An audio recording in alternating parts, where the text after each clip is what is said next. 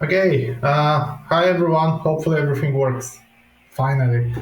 It turns out it's super hard to record a meeting kind of thing without actually having a meeting. Anyway, um, my name is Nayden Gochev and I have been invited by PAM to speak on this event. I even have a t-shirt. So I will speak about software craftsmanship.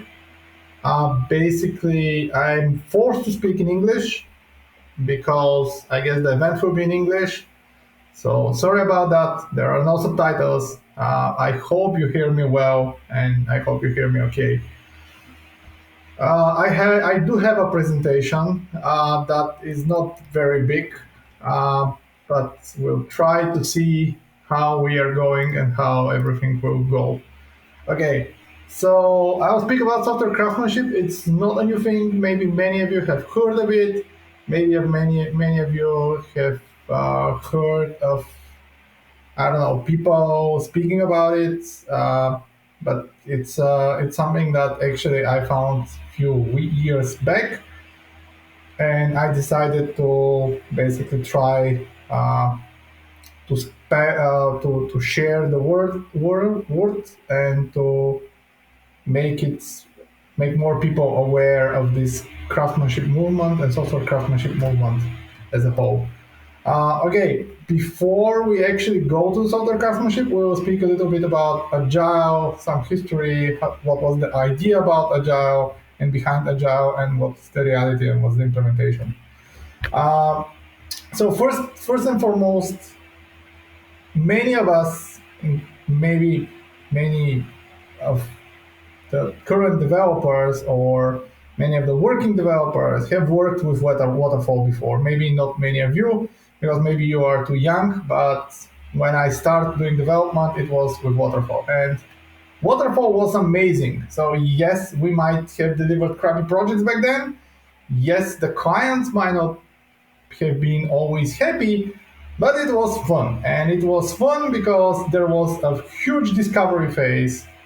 There was a huge design phase where we tried to find out the best technologies and to make it the best in the best possible way.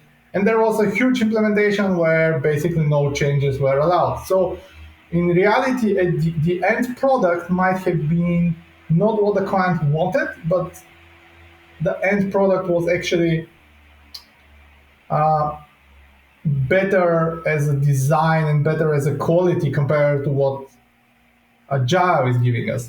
The problem of Agile is that there is no discovery. So sometimes there is a sprint zero, but in reality there is no discovery. On top of that, there is no design. Like you have to design the features on the fly, which is crazy.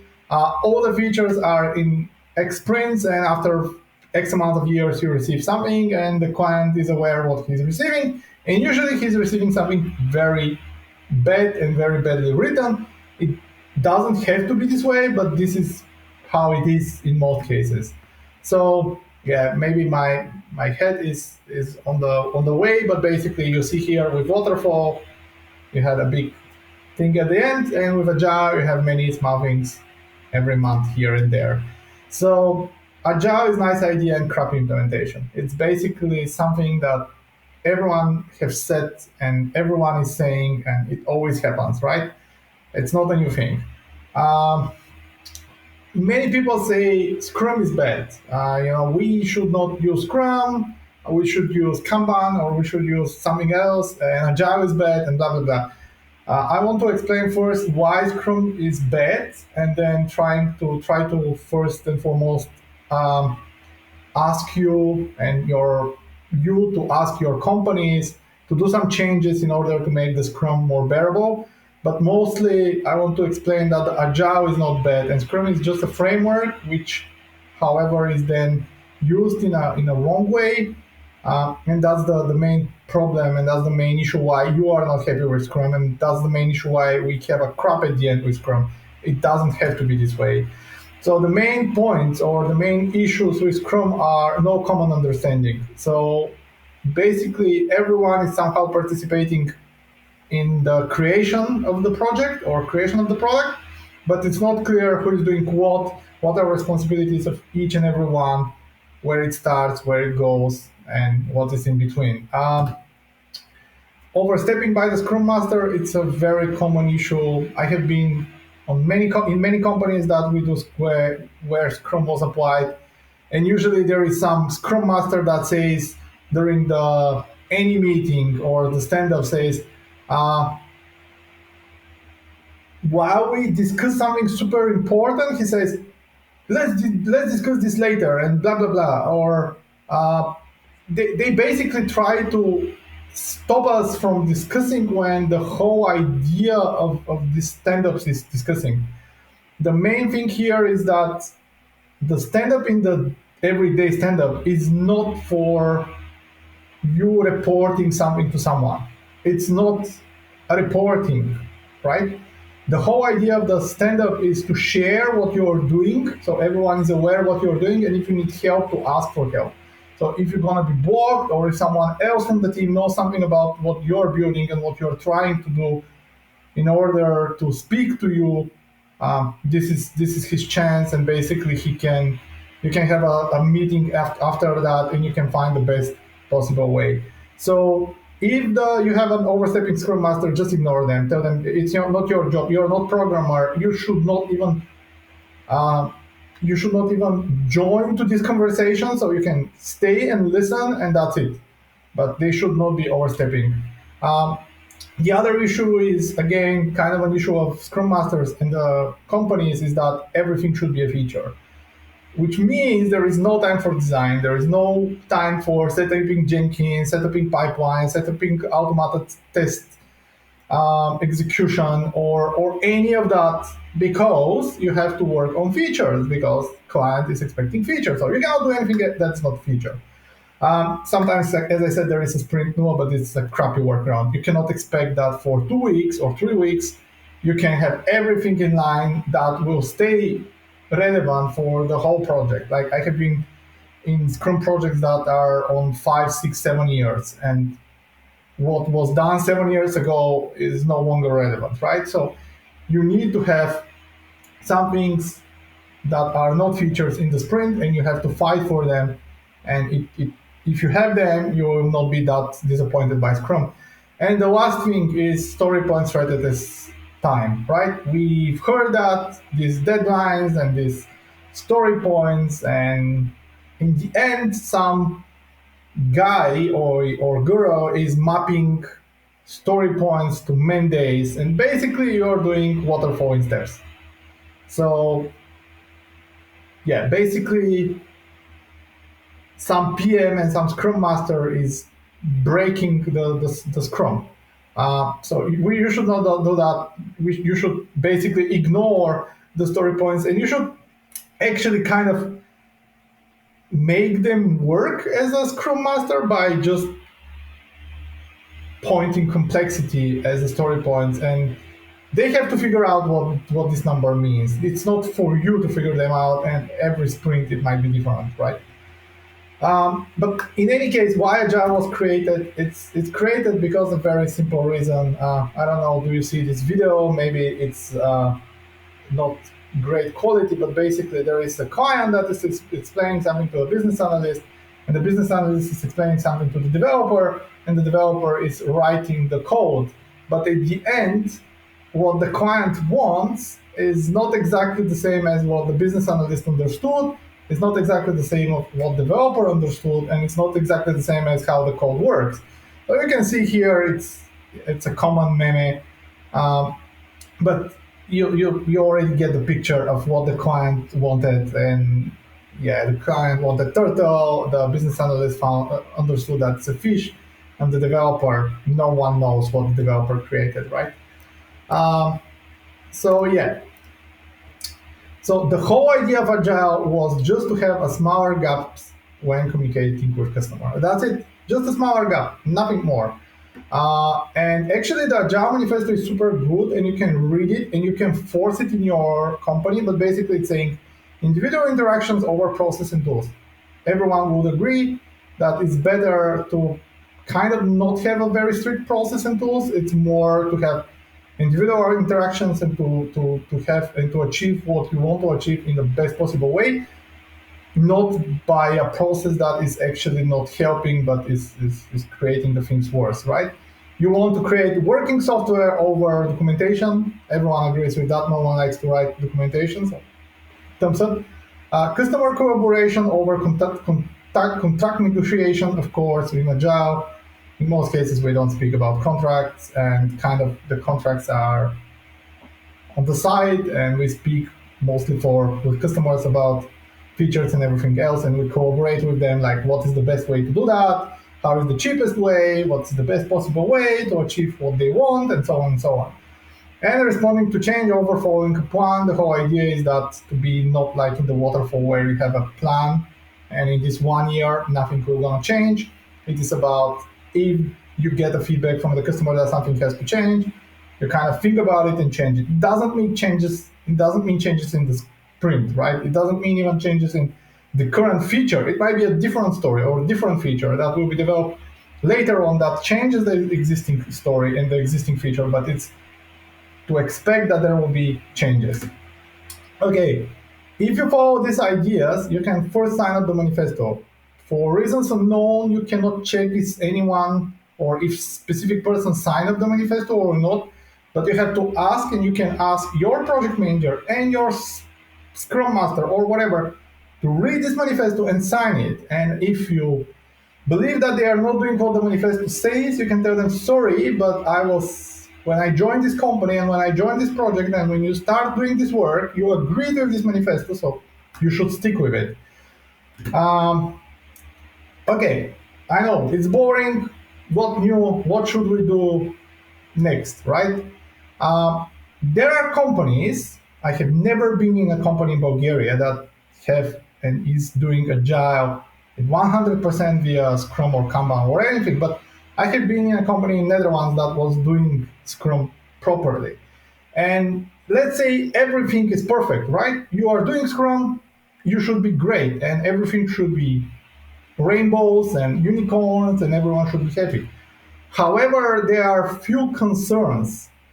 I call it table of concerns. And the first one is there is nothing in an Agile manifesto, nothing in Scrum or in Kanban about code quality, which means, yeah, it is a working software, but no one is telling you, you know what, your code is crap. Who cares? It's Agile, it works, right? So there is nothing about code quality. It's about just working software. The prioritization is only of financial concerns over developer accountability. And the last one is changes all the time. So basically, Agile is kind of giving the play to the customer and to the Scrum Master and to the business analyst to create changes all the time. And these are a few concerns that are actually not addressed in the manifesto or in some framework. They are kind of addressed in the framework, but basically it depends on the people to think and to act accordingly and to not create issues, right? So the problem is that by doing Agile and Scrum, in most cases, what you are doing is this. You know, you have this plug that you have, or yeah, this, I don't know how it's called, power thingy that you want to put in a plug, but it doesn't go. So what you do, you have a new story that creates a new functionality, and you have this adapter, right?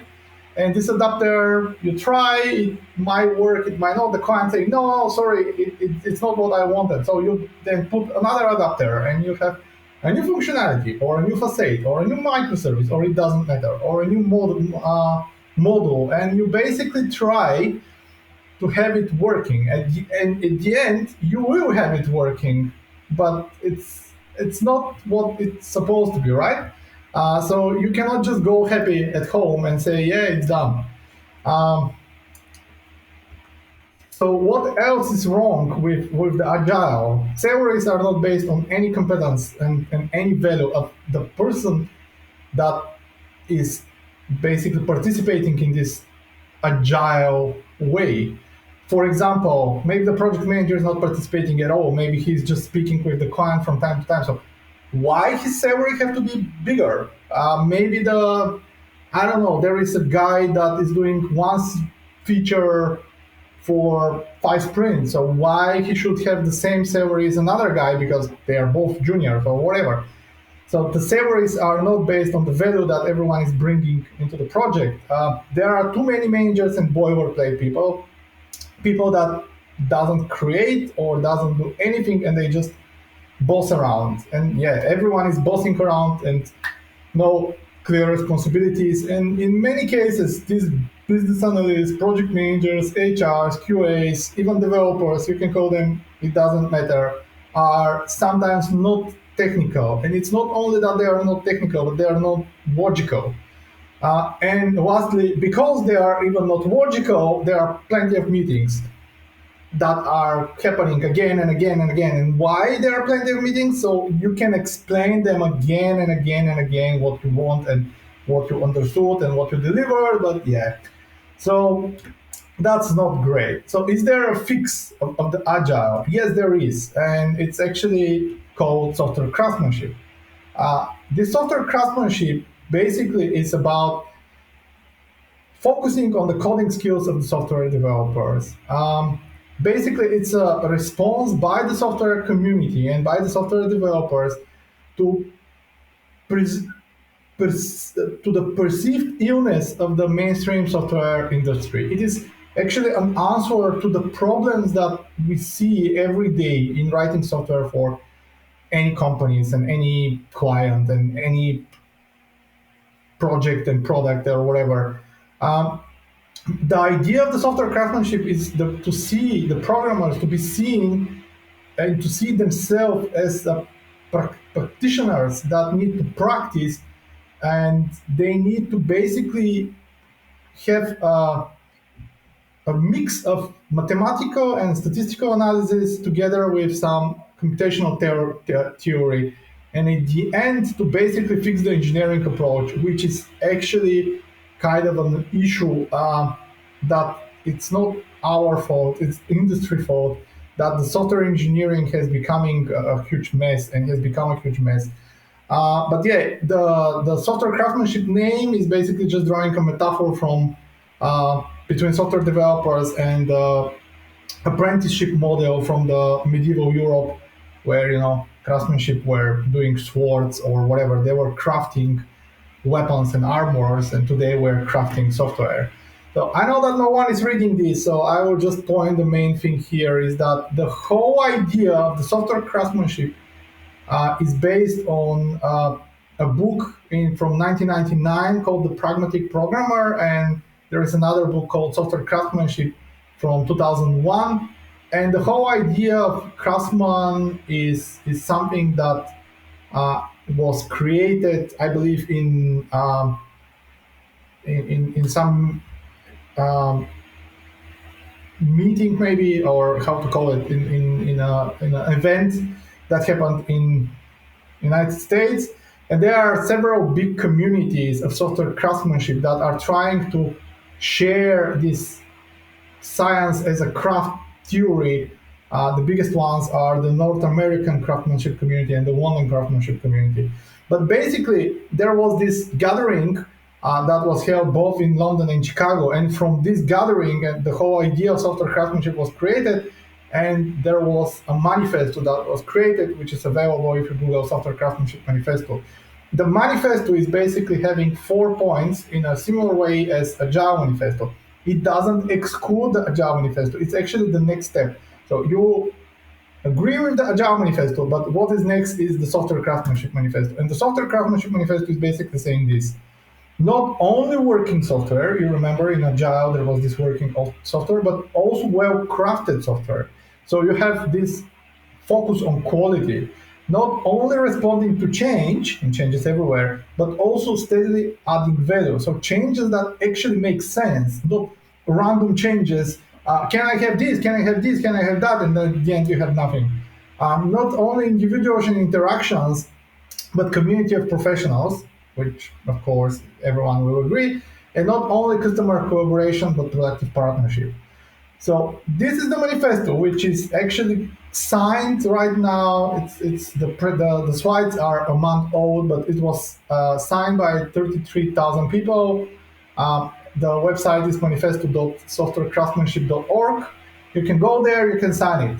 As you can see, there is a steady line of people that have signed the manifesto from 2009 till 2022.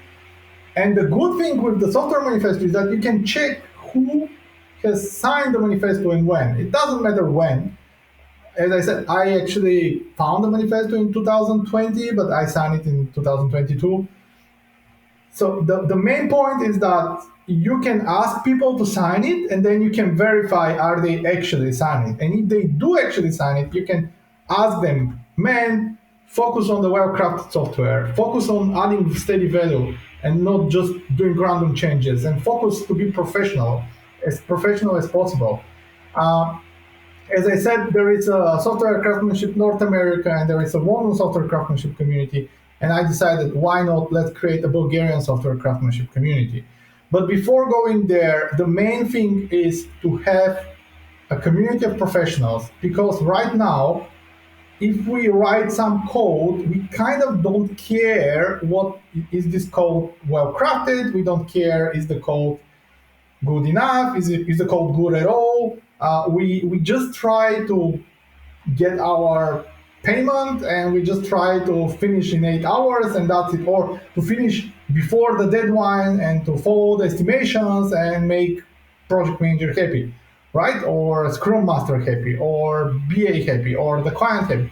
But we should actually ask ourselves what makes us happy. And for me, um, a nice written code that is testable and it's tested is something that should make us happy and is making me happy.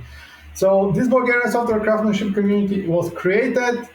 Just to be clear, it can be fully anonymous. There is a dedicated website which is bgscc.net, the Bulgarian software craftsmanship community.net. It's kind of like a social network like Facebook and everything else. And there is also groups in Facebook and LinkedIn about Bulgarian software craftsmanship community, but it's not anonymous. So again, there is a little bit Bulgarian, but basically to memorize the website easier, BGSCC, you can think it as BGSCC or BGSCC, or you can think about it Bulgarian StarCraft community, even though there is nothing related to StarCraft, but it's just the letters are BGSCC, Bulgarian Software Craftsmanship Community. So you can go there, you can register, you can be anonymous, you can ask everything. The whole idea is just to have a place where you can ask everything and you can ask for opinion, you can share code, and no one will know who you are. So you can basically just share without being scared by something. It looks like a regular website. I don't have to show it. But basically, the idea is to ask questions, link some articles, discuss companies even, show some code, to ignore all the rules and to create something that is better than what you had yesterday. So that's the whole point. So just to be clear, you can call yourself whatever you want. You don't have to be called as craftsman or engineer or something. You can be engineer, developer, programmer, coder. You can be administrator or tech support. You can be CTO or architect. You can even be Batman, right? It doesn't matter. You can even be called MTS. I have no idea what MTS is, but some companies have this MTS title. I'm called superhero with Java powers. That's how I'm labeled in most of the social networks. ID operator is pretty good title as well. So it doesn't matter how you are labeled. It matters what you do. So my understanding and the problem with the current engineering approach is that for me, engineer is someone that has graduated something. It can be university, it can be academy, it can be software. It's great to get a job. You have some certification, you have some basic knowledge, which is kind of proven, which can be checked. And then you become an engineer. And developer is someone that is basically paid, right? So you use any technology, you deliver something, someone is paying you a salary, that's enough. And then you can have these stupid titles that usually the big companies give you just to stay in these companies without increasing your salary, or basically by giving you more responsibilities, which are architect, tech lead, team lead, or whatever. The main point is just to stay in these corporate machines. But none of this is actually a craftsman, because to be a craftsman, you have to see the beauty in the code, and you have to write the best possible code that you can write on everyday basis, no matter of what company you work on, no matter of if the project manager is telling you, oh, you have to commit this tomorrow, or we have a release tomorrow, or whatever. It's not your issue. That's their job. They are managers. So if they want to release something tomorrow, then they should have given this to you last year, right? So you basically have to just do what you can to write in the best possible way your small piece of software, to design it in the best possible way, and that's where your job ends. And then you, of course, do a testing and test-driven development and clean code and follow the solid and dry and other principles, right? But to become a software craftsmanship, you basically have to subjectively try your best. That's it. It cannot be measured always. Um, so again, the engineering approach usually is go to academy, get some certificate. Yeah, both of them can be done online. Go to an interview, can be online. Get paid as a software developer or engineer. Nowadays, it can also be online, right? The problem with the software engineering is that this doesn't actually forces you to write something good. And I will share a funny story. This funny story is from J Professionals, which is a Java conference in Plovdiv, Bulgaria, and in Sofia, but this one is from Plovdiv. During the break of J Professionals, we found these different courses and different academies or whatever on a wall next to the venue which we were using. And you may not see here, but there are things like uh, accounting courses or some other stuff. But you might notice there is a Windows 10 and Office and Internet. Yeah, Windows 10, Office and Internet. Of course, if you want to learn Windows 10, Office 2016, very precise, and Internet. If you want to learn Internet, you can just go to this place, and there is a price of 60 euro. But on the left side, you will also see that there is internet programming with Java EE, even PHP, MySQL, AutoCAD, and something else. So that's the problem. Everyone can make a course and can give you a certificate for anything, but this doesn't make you a good craftsman. It doesn't even make you a craftsman. It just makes you something that you were not yesterday, and it is basically making you someone that will just keep repeating what they have learned. That's it. So I, as a joke, I don't want to live in this planet anymore, but that's the reality. That's the engineering approach. You go to some university, get a degree, start working, right? It's just not great. It's not bad, but it's just not good for software, because engineering usually saw some problem in production, or the production lines, the construction, or mixing of some hardware things. Some people believe that we should be called software engineers because the software starts from NASA and start as software engineering. And back in the days, it was more hardware related, it was more low level related, it was more engineering related. However, the software keeps evolving. You cannot keep changing. There are projects that are going from 20 plus years, and you cannot start everything from scratch. You cannot have a better production line next time. You cannot think about this design and then 20 years later still using this design, right? Or you cannot expect that by doing the best possible things, by following the best possible principle, and you will have something good. At the end, you might have something that is a mess. Um, and I believe that creating software is more like a design than engineering. You design what you want and you iterate on it. And you cannot measure it easily. It's mostly subjective. Even if you have 100% test coverage, even if you have uh, never wrote something that is really bad, even if you even if you follow all the solid and dry and other principles, this doesn't make your code great. Maybe it's not what the client is expecting, maybe it doesn't feel right, or maybe it's just not great. So I believe that we are more as a designers, and we have to basically design stuff, and it's not like engineering, where you basically have to engineer stuff. Craftsman is about giving your best to craft something good. Again, apprentice maybe will not craft the best sword, and maybe will not write the best chat. Maybe someone that is very much experienced, that has 10 years of experience, will craft something better. And it's the same as with the craftsmanship. Maybe he will break and he will make a better sword, right? So your priority should be the well-crafted solution, not the deadlines, not the money, not the time, because you have a fixed salary. You don't have a deadline. Deadline is actually a line that, if in the American prisons, if you cross over, the prison guards are allowed to shoot you with a sniper. We don't have deadlines. This is bollocks.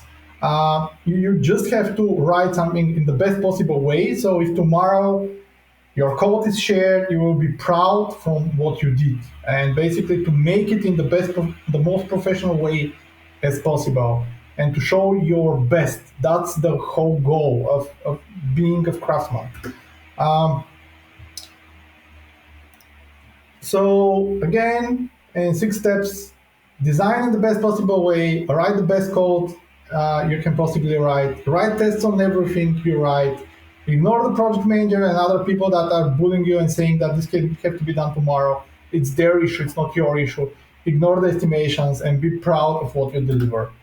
How to become a software craftsman? For me, the steps are to write code or create something as a first step. You don't have to be a programmer. You can be a sysadmin writing shell scripts. You can be a DevOps engineer writing Jenkins pipelines or whatever. Just craft something for years, yes, years. Then at some point, you have to see the beauty in what you are writing, and basically to become kind of like more open to write in a better way, and basically this makes you an apprentice. And craftsman is someone that is actually helping others, helping apprentices to reach their full potential, and to not just do something 9 to 5, and expect that that's what software creation and software craft is about. No, that's what it takes to get you paid, but that's not the best, and that's not the proper way. Um, don't forget to sign up the manifesto of the Software Craftsmanship Manifesto, and mostly and mainly stop doing crap. If you are not sure what you are doing, ask about it. Is this crap? And you will get an answer. It's yes or no, or it's okay. Take ownership. You should be the guys or the people that decide how the software is written, how it is supported, and how it's maintained and tested. It's not a decision by PM, BAs, Scrum Masters, or any other non-programmers or non-crafters. Open source motto is these who do decide, and it's very good. So these who actually craft and create, these should be the ones to decide how this should be done. Um, that's all you can. I think in the beginning I didn't say who I am, but I'm Nayden Gochev, one of the leaders of the Bulgarian Java user group, and also I created this Bulgarian software craftsmanship community in Bulgaria. But you can find me in all the social networks on a /Gochev, so LinkedIn / Gochev, Twitter is Gochev, Facebook is Gochev, and yeah. And we can speak about either software craftsmanship or some code or something in between. Thanks, and yeah, I hope you will enjoy this event and see you some other time, I hope in person. Bye.